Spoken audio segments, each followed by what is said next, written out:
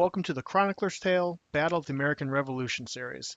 Today we're talking about the Battle of Gloucester, which was a skirmish that took place around the 8th or 9th of August of 1775. British forces included one sloop of war, three small boats, and their accompanying crews led by Captain John Lindsay.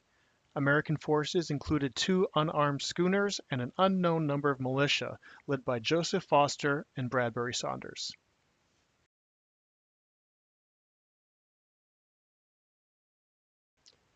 After the battles of Lexington and Concord, the colonial army under George Washington laid siege to the city of Boston. Without access to land, the British forces were forced to use their advantage at sea to keep the Boston garrison supplied. In many of the coastal communities surrounding Boston, General Gage and Vice Admiral Samuel Graves sent out expeditions to raid coastal communities for livestock and hay and to interdict colonial shipping. While on maneuvers in Ipswich Bay, a sloop of war, the Falcon, captained by John Lindsay, sent a barge containing about 50 men ashore to secure a supply of mutton from the flock of sheep grazing on the Coffin farm at West Gloucester.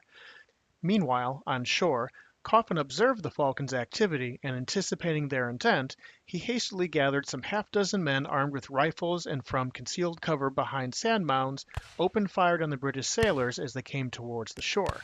The fire was brisk enough to deter British incursion. From here, Lindsay shoved off and cruised off Cape Ann for the next few days, impressing some American men from local ports and ships along the way. A few days after the attempted raid at Coffin Farm, the Falcon intercepted two West Indiamen bound for Salem. One was captured and the other was chased into Gloucester Harbor before it ran ashore on the flats near 10-Pound Island. In pursuit, Lindsay sent 36 men on three small boats armed with muskets and swivel guns to take the ship.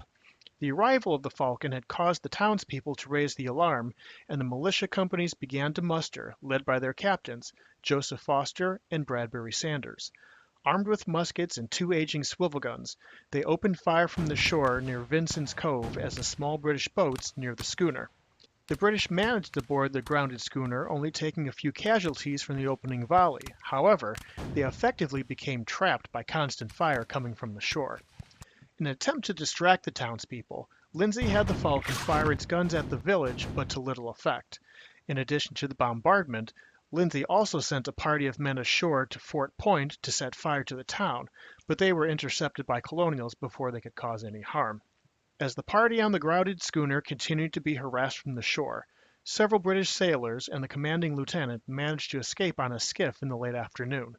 The remaining men on the grounded ship were eventually taken prisoner and sent to the American camp at Cambridge, and the impressed Americans sent to their homes. Their actions proving unsuccessful and having lost the three barges sent ashore, Lindsay retired from the bay.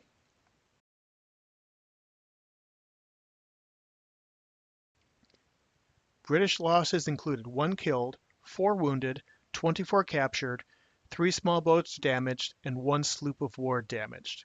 American losses included 2 killed, 1 wounded, including Gloucester citizens Benjamin Rowe and Peter Purvey.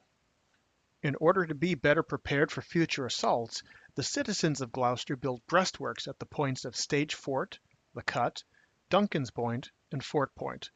The raid, however, was to prove to be the last attack by sea or land that they experienced during the war. The centennial of this event was observed in 1875 by a grand patriotic celebration at Cape Pond Grove, at which Governor Gaston and other notables were present and made fitting addresses. The sword of Captain Lindsay crossed with that of Colonel Prescott, a Revolutionary patriot, and may be seen at the rooms of the Massachusetts Historical Society in Boston. From the bombardment of the town, one shot that impacted above the entrance of what is now the Unitarian Church can still be seen there today.